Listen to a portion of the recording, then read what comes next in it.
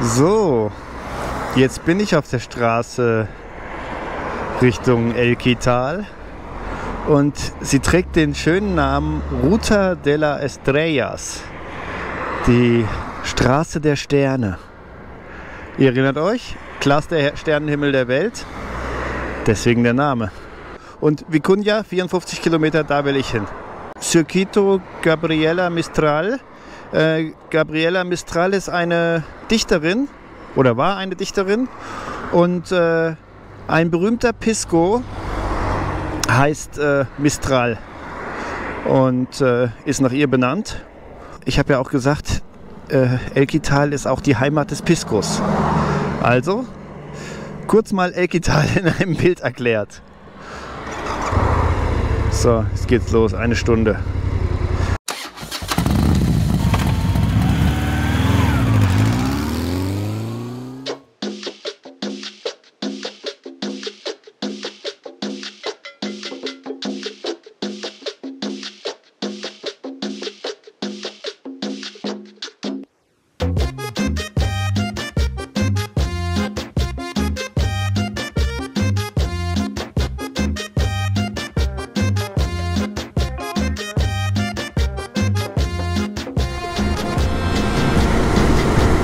Wein oder Pisco. Aber ihr seht, es ist noch Winter, da passiert noch nichts. Aber das hier ist das nördlichste Weinanbaugebiet auch. Ah, hier ist ganz viel auch. Ansonsten Kakteen, und zwar massig. Und es steigt an. Da hinten die Anden.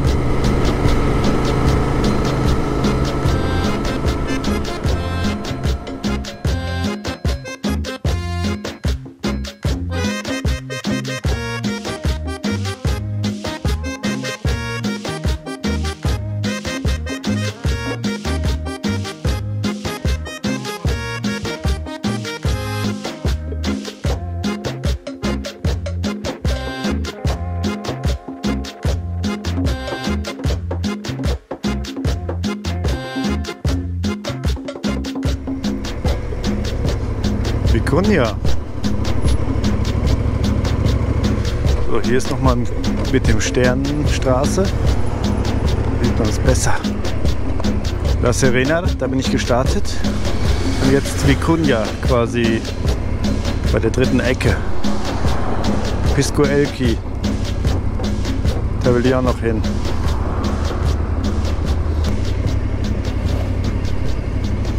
Hotel Halley. Halley, Halley, wie auch immer. Das ist es. Ich stehe jetzt im Innenhof von meinem Hotel und es ist der Wahnsinn. Ich bin 70 Kilometer gefahren und es ist, als wäre ich in die Tropen geflogen. Es sind hier 29 Grad und das Hotel ist auch mega schick. Eins der schönsten Zimmer, die ich gehabt habe, und es kostet $20.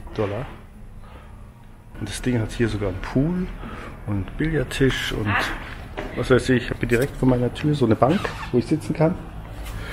Das ist draußen hier mit offenem Innenhof. Das ist die Hausherrin. Also, ich würde gerne noch plaudern, aber ich muss rausgehen, Sonne genießen.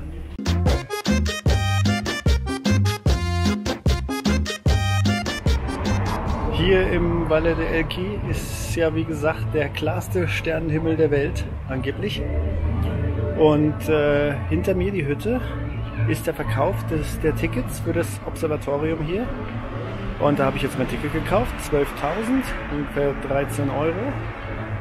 Und jetzt warte ich hier, weil mit einem weißen Van, das ist dieser, der da steht, sieht man es? Da folgen wir dann der Karawane und fahren zu dem Observatorium.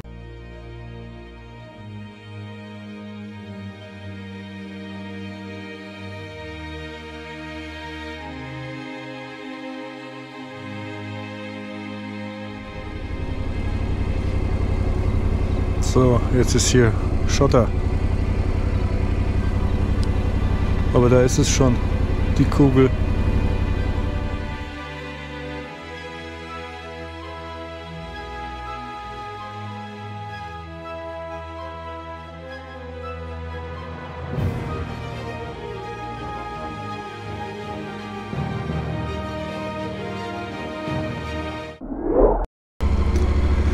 So, zurückfahren muss man alleine. Und das war jetzt schon extrem interessant. War alles auf Spanisch, aber ich habe das ganz gut verstanden, also zumindest das Grobe. Es ist ja auch so, dass die Sternbilder, ciao, gracias, alle ähnlich heißen wie im Englischen oder im Deutschen. Und das war eben nicht so, ich weiß nicht, ich war vor langer Zeit schon mal in so Observatorien. Das war tagsüber dann immer und dann haben die immer nur in so einer Kuppel an so Bildern das gezeigt. Und das war jetzt draußen. Wir saßen halt draußen um ein Teleskop rum. Dann hat er immer Sachen erklärt und hat das Teleskop eingestellt und dann konnten wir immer gucken. Und das war halt schon auch sehr, sehr cool. Also am Anfang Sterne und so und dann halt die Mondoberfläche. Das war halt das erste Mal in meinem Leben, dass ich wirklich durch so ein Teleskop geschaut habe. Und man kann wirklich die Mondkrater und alles sehen. Das war echt der Wahnsinn. Und dann hat er halt ja, so allgemeine Sachen erklärt und auch erklärt, was ich auch sehr interessant fand, ist anhand des Kreuz des Südens, was man hier sehen kann, wie man den Süden bestimmt mit den Fingern. Also sehr cool auch. Und dann hat er Sternzeichen gezeigt, also die wie sagt man, Tierkreiszeichen, sagt man so, ich glaube. Die, was kann man gerade sehen? Jungfrau, Skorpion und Schütze hat er gezeigt. Und das war echt super, super cool. Man konnte es dann wirklich erkennen. Der hatte so einen Laserpointer, da hat er immer auf die Sterne gepointet und hat es dann wirklich erklärt, das ist der Körper. Und also vor allem Skorpion hat er halt so erklärt. Alle haben dann so, oh, ah. Ja, das war sehr, sehr, sehr, sehr cool. Und Saturn haben wir uns noch angeguckt. Und da konnte man wirklich durchs Teleskop die Ringe dann sehen. Also hat richtig Spaß gemacht, war richtig spektakulär, fand ich's. Also kann man auch machen, wenn man wenn man nicht fließend Spanisch spricht. So einigermaßen nach einem halben Jahr oder nach 8 Monaten. Ich verstehe schon grob. Vor allem, wenn es halt mit Zeigen ist und so. Zeigt er und redet er, dann ist es immer einfacher, als wenn man nur redet. Ja, das war's. Jetzt fahre ich hier zurück und versuche vorsichtig zu fahren. Hier waren auch ordentliche Schlaglöcher. Ab und zu war so Straße offen. Deswegen schön langsam. Und wie ihr seht, mein Licht ist immer noch scheiße eingestellt. Ich weiß nicht, wann ich das jemals machen werde. Und ich habe da auch schon ewig mal dran rumgedreht, aber hat sich irgendwie nichts getan. Ob das irgendwie ausgehängt ist bei mir, ich weiß es auch nicht. Naja, da muss ich auf jeden Fall noch mal ran. Und jetzt habe ich den wissenschaftlichen Teil hinter mir. 2,5 Stunden. Und jetzt morgen geht es dann über in den Pisco- und Weinteil.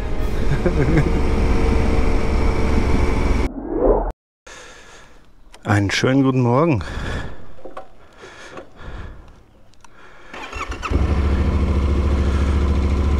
Heute fahre ich ein bisschen weiter die Sternstraße runter.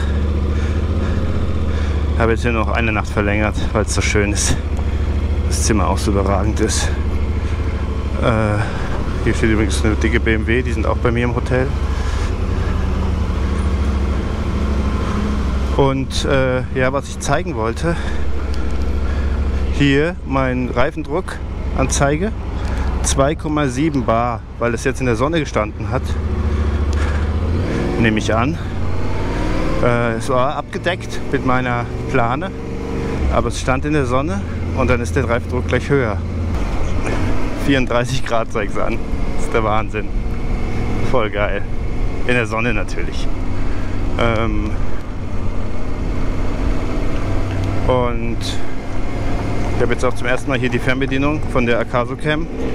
Hoppala, habe ich gar nicht gesehen. Hingeklemmt. Mal gucken, wie gut das hält. Eine Sommerfahrt. Es geht los. Happy, happy.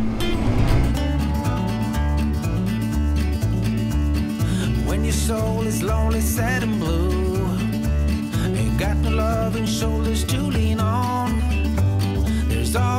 the sunny side, across the river, take a ride, take a swim and all your worries go away. Go across the river and you'll be fine. Go counting winners, it's right down the line. You'll be alright, sunny side.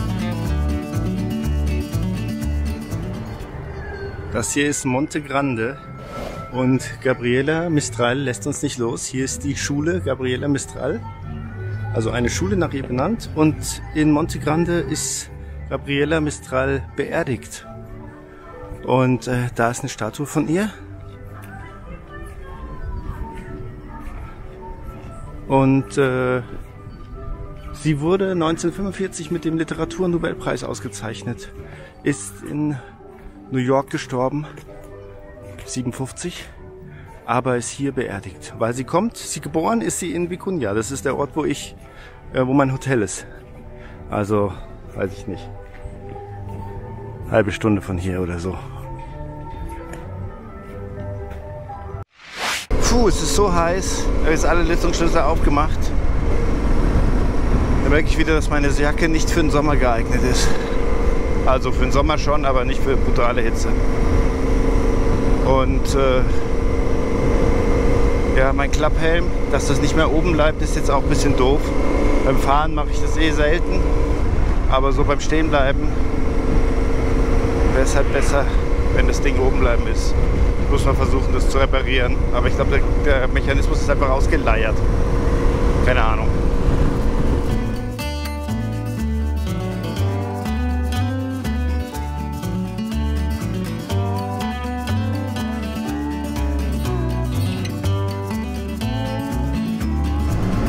So, Disco Elki.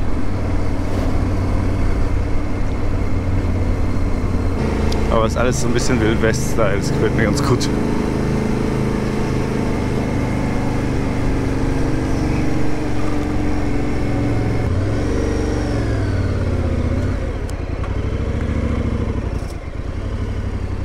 Hier mal ein Foto noch. Hello.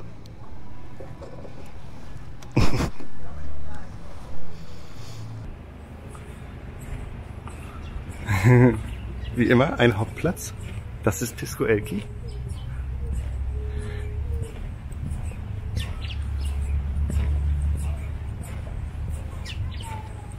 Ruta del Pisco gefällt mir auch gut. Ruta der Sterne gefällt mir gut und Ruta des Piscos gefällt mir auch sehr gut. Und hier wieder eine Kirche. Und da ist ein Restaurant, aber da ist kein Mensch drin. Ich weiß auch nicht, ich will auch lieber draußen sitzen. Da unten war so ein Typ, der hat mich schon gewunken. Da stehen 2 Motorräder. Versuche ich das mal. Jetzt habe ich natürlich hier so beschissen geparkt. Kann man nicht raus. Bis hier rückwärts. Hui.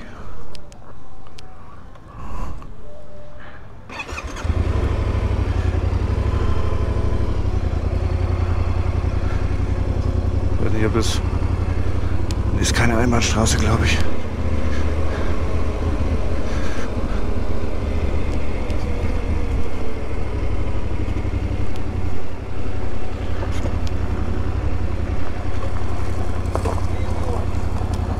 Sí.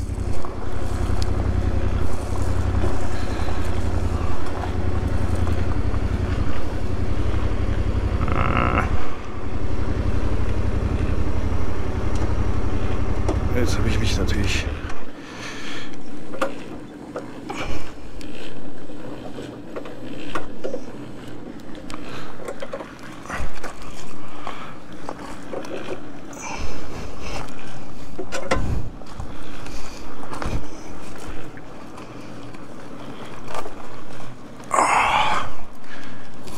wenn das passiert.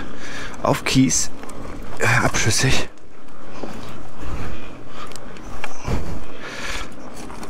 Deswegen beim Parken immer erst denken.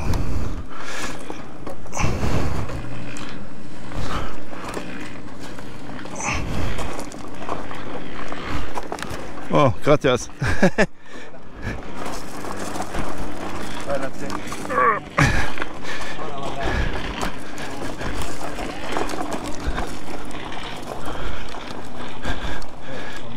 Perfecto, gracias.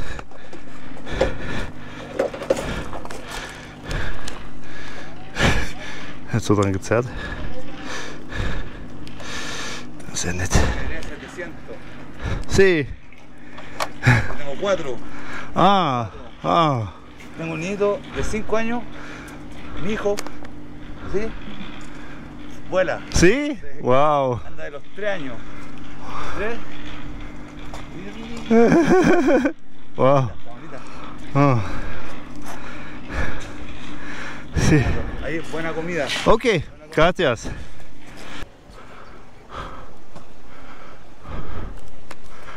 Hola. ¿Tiene restaurante? Sí. ¿Para comer? ¿Comer? ¿Para comer? Sí.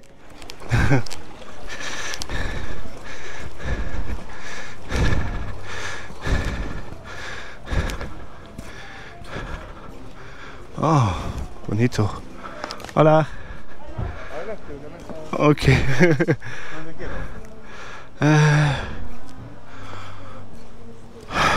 Okay. So, und es ist tatsächlich die Destillerie von Mistral. Und ich zeige jetzt einmal den Mistral Pisco. Hola. Das ist der Mistral Pisco. Eine Riesenflasche. Und da gibt es noch andere Sorten. Der blaue ist der Klassiker. Ja. Und ich würde ja gerne einen trinken. Hier ist nochmal das Zeichen. Ich würde ja gerne einen trinken, aber ich bin Motorrad, hier sind 35 Grad, das haut mich aus den Socken. Deswegen trinke ich jetzt eine Mint-Limonade. Die kommt schon da. So, das ist meine Mint-Limonade. Ja, es ist nämlich so hier. Das ist übrigens Pepre. Das ist immer so, naja, ihr seht Tomaten, Zwiebel. Das hier ein bisschen ins Licht stellen, so. Tomaten, Zwiebel und Cilantro, Koriander. Kann immer ein bisschen unterschiedlich sein. Und dann gibt es gibt immer in Chile immer das dazu. Ja, manchmal sind auch irgendwann so Knoblauchsoßen und so, aber das gibt es überall in Chile. Bestellt zu essen habe ich übrigens ein Ziegenkäse-Risotto, weil hier Ziegenkäse ist hier ein Ding auch. Also wird hier überall verkauft. Und ich würde ja auch hier die Führung machen, aber ich will natürlich dann auch Kosten und so. Deswegen mache ich die Führung, habe ich mir schon rausgesucht, bei einer kleinen Distillerie bei mir in der Nähe, 3 Kilometer. Dann schaffe ich es auch noch zurück. So, ich bin jetzt an der Piscoteria. Ich weiß gar nicht, wie man das nennt. Hier steht Pisquera. Ich weiß aber nicht, ob das... naja, eine Pisco-Herstellungsfabrik. Ja, ich weiß es nicht genau, wie man es nennt. Eine Brennerei ist es wohl nicht, weil es wird irgendwie wie Wein gemacht. Weiß ich nicht. Das werde ich jetzt vielleicht lernen. Also, ich bin hier alleine. Und der nette Herr macht mir eine Führung.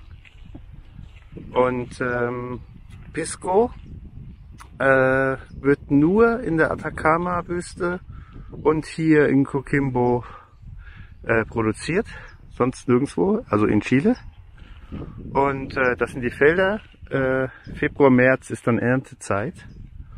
Und dann kommen die in diese großen Tanks und danach in diese Tanks und dann hat man Wein. Und danach geht's dann in die Distillerie. Und ja. Und es ist nur Moscatel-Traube, die für Pisco verwendet wird. Okay, this process is distillation, and this one is the alambique. It's a Alambique. copper pot. The capacity is 1,500 liters.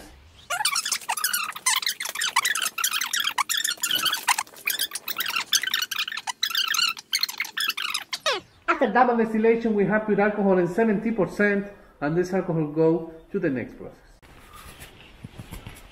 Aha. Okay, this process is the keeping process. This process is for all distilleries in Chile. We make very small production, make only 50,000 bottles per year. Okay. So less production, we put more time like on inside. We put inside 2 years. So more time, more quality. Okay. After 2 years, this alcohol is still in 70%, but the law in Chile the top is 50 for the piscos, no more. Uh-huh. Take this alcohol and go to the mix room and mixing with purified water and low from the 70 to 40 or 35%. So, Pisco Fuegos, national market. This pisco made with the 5-kind Muscat grain mixing. It's a blend. Fuegos Envejecido is the same pisco but put 1 year in French oak. Check the color, the flavor, that the bar.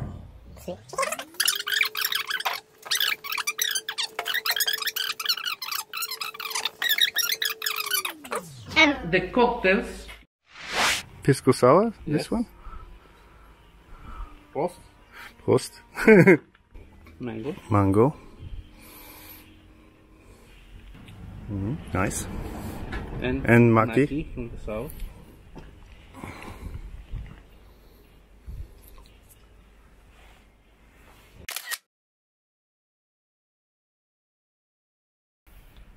So, kleine, aber feine Führung. Und ich habe ihm dann gesagt, ich will noch eine Flasche mitnehmen. Natürlich, die Führung kostet nichts. Und es ist wahrscheinlich obligatorisch, dass man dann was kauft. Aber er hat es auch nicht gesagt. Es war sehr nett. Und ich habe ihm dann gesagt, ja, er wird es wahrscheinlich nicht gerne hören würden, weil ich ein Banause bin und das gerne mit Cola trinke. Und dann hat er mir diesen empfohlen. Fuegos. Mit einer feurigen Dame drauf. Und jetzt habe ich einen Pisco aus dem Pisco-Tal dabei. Von einer kleinen Distillerie. Ich bin begeistert.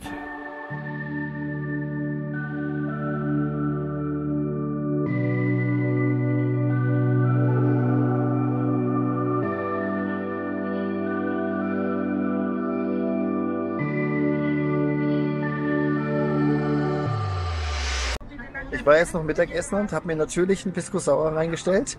Jetzt bin ich leicht angeduselt und sitze jetzt im Park und genieße einen Kaffee.